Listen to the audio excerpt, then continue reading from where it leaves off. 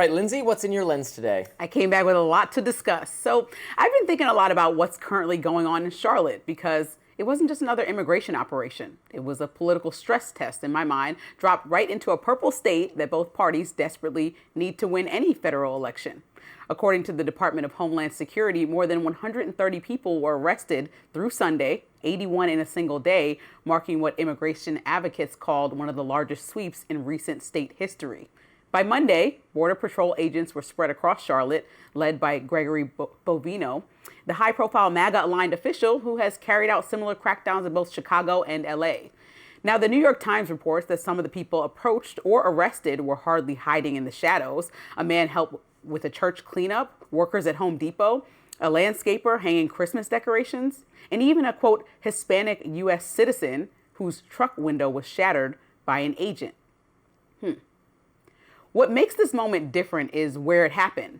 Mecklenburg County is one of North Carolina's biggest Democratic strongholds, but it's also a place where Trump made major gains in 2024, helped by improved support among, well, Latino voters.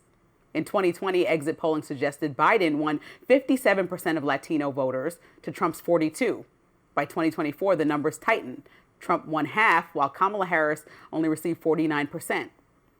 That's a big shift. And even with the momentum of Trump winning the election, his policies are negatively affecting local Republican candidates. Candidates like Edwin Peacock III, who lost his citywide race a few weeks ago during the election by more than 40,000 votes as voters turned out in force to rebuke Trump. Edwin spoke to the Times about the current immigration crackdown and said, quote, "There's going to be a political response to this." He added that if people feel anything like they did on election day, quote, "I can assure you that it's not going to be a good night for anyone in the Republican Party if this kind of activity continues to haunt American cities." He's not wrong. When you bring a nationally televised crackdown into a city built and sustained by immigrant families, many from Latin America, you're not just enforcing policy, you're reshaping political coalitions. You're turning quiet neighborhoods into battlegrounds. And the polls back up why this moment is so delicate. A New York Times Siena poll this fall found that while a majority of voters support deporting people who are here illegally, they also believe Trump's methods go too far. Another Times poll in January found 87% of voters support deporting immigrants with criminal records, but that only drops to 55% when talking about removing all undocumented immigrants.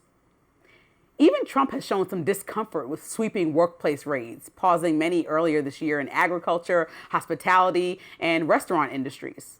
So if the president hesitated on those raids, but the raids are now happening again, Charlotte becomes the test case for whether this strategy helps him or hurts his entire party. In a city that relies on immigrant labor, immigrant innovation, and immigrant families, casting a wide net doesn't just catch people, it catches consequences. If this weekend was the opening act of a consistent, tougher immigration posture heading into 2026 and 2028, then Charlotte might be the first place to show us something important. Immigration isn't just a policy fight, it's a political gamble. And in a purple state like North Carolina, one misstep can turn strategy into setback. Well, look, I think the administration's immigration policies, like you point out, have been very extreme in some cases. Trump obviously ran on deporting a lot of immigrants, and there is major, in my view, public will to do something about illegal immigration. But does that mean there's, however, millions and millions of them here, 12 million or more? Does that mean every single one gets rounded up, or that we live in a police state to catch them all, even if they've been here for decades, even if they're working? I say no. Other people in MAGA disagree, but that's what they're working out, to what extent they're going to do that. And you're right that Trump himself has said, well, you know, we need people to build houses. We need people to pick crops. We need high-skilled immigrants. He was complaining to Laura Ingraham about exactly what I've complained about and you've complained about, that factory where they brought the South Koreans to build it, and he deported them. He said that was the stupidest thing ever. I was glad to hear him say that. Because it was going to bring a ton of jobs. There's also, the farmers all over Pennsylvania that are saying scaring off immigrants is hurting them. So there's a lot of conversations about the same people that got Trump to the finish line in some of these states like Pennsylvania or even North Carolina. And just like in Georgia, I think North Carolina is one of those battleground states that people are really going to look at for the Senate midterm elections that are coming up next year, and going to say this is like a exact example of now having gone in North Carolina and how they respond to this behavior. Because a lot of people said this last election, which a lot of people won that were in Democratic cities or cities that go back and forth. So it wasn't as much of a blue tidal wave as it was just exaggerated for the news.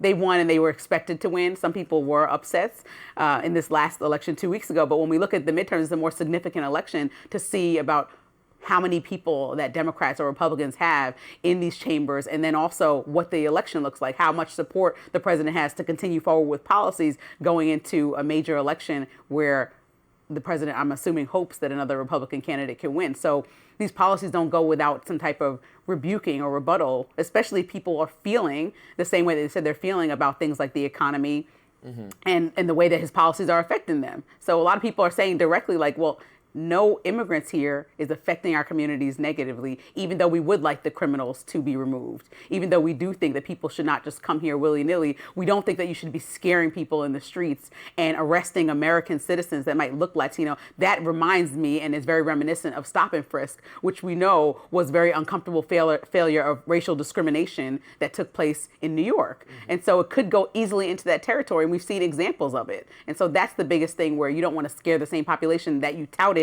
the last election came to the Republican Party in droves, in numbers that he was proud about and talked about, having people of color, people who were Latino voters voting for him, and now treating the same people and their family members in this community who are not criminals that way does not align with continuing to keep those people voting for you. Right. I guess I wouldn't use, you keep saying scared or fear. I think that wouldn't be the way I would put it. I would say that no one, we're Americans, we're for liberty and freedom, and we want to be left alone. Nobody wants to be harassed by the government, whether it's the police, whether it's anybody, whether you know how much I hate the TSA. Stop touching me. Get away from me. This is pointless. I don't mind the TSA. I want to feel safe on the plane. But we're not going to divert to that conversation. Well, that's it. That's the attitude that I think is not, well, it's characteristic of you, and I'm sure it's characteristic of many people, but safety, security, and liberty are often in conflict. This is the philosophy that undergirds our entire Constitution, right? How much you can always have more safety and more security at the cost of liberty. We could require people to put on 2 seatbelts when they get in the car, right? It'd raise their safety a little bit, but it'd be really annoying. So how much do we require people? Do we infringe on people's rights in order to keep communities safe? So we could have more safety from illegal immigrants who commit crimes or anyone else, right? If we had cameras everywhere, if we had police on every street corner. Right now we're like literally doing that experiment. In areas of DC, there are National Guard troops everywhere, and guess what? There's less crime because there's National Guard troops everywhere. But I would argue that while I appreciate what they've done to bring down our staggering level of crime during the summer, it's not a permanent solution, or shouldn't be, to just have armed guards everywhere, to just have cameras watching us at all times so that we're good behaved citizens. That's not what we want. I don't think Latino communities, who also don't want illegal immigration and think that something should be done about illegal immigration, nor is it their top demand, by the way. It comes through in polling that Latinos are not specifically worked up about immigration policy or border policy in general. But you're right. If they're being overly policed in a stop and frisk type way, that will inspire backlash and discomfort, because nobody likes that. Nobody likes to be overly monitored or screened or watched or harassed by their government. And that's why I think that North Carolina will be a specifically interesting place to watch, because that's a state that both parties will fight over, and really, truly one of the only states that's actually purple for the most part. Some states are pretty significantly either red or blue. And so he's testing out these policies in a place that, what he does right now will affect the next 3 or 4 years. And so we'll see. I think that what happens in 2026 there will be an indication for, even though I don't like to over predict what will happen in 2028. Yes, no more predictions from me, because I keep being wrong. Still ahead, Trump indicating that he plans to sell F-35 fighter jets to the Saudis, while some in the Pentagon are warning against that move. Stay with us.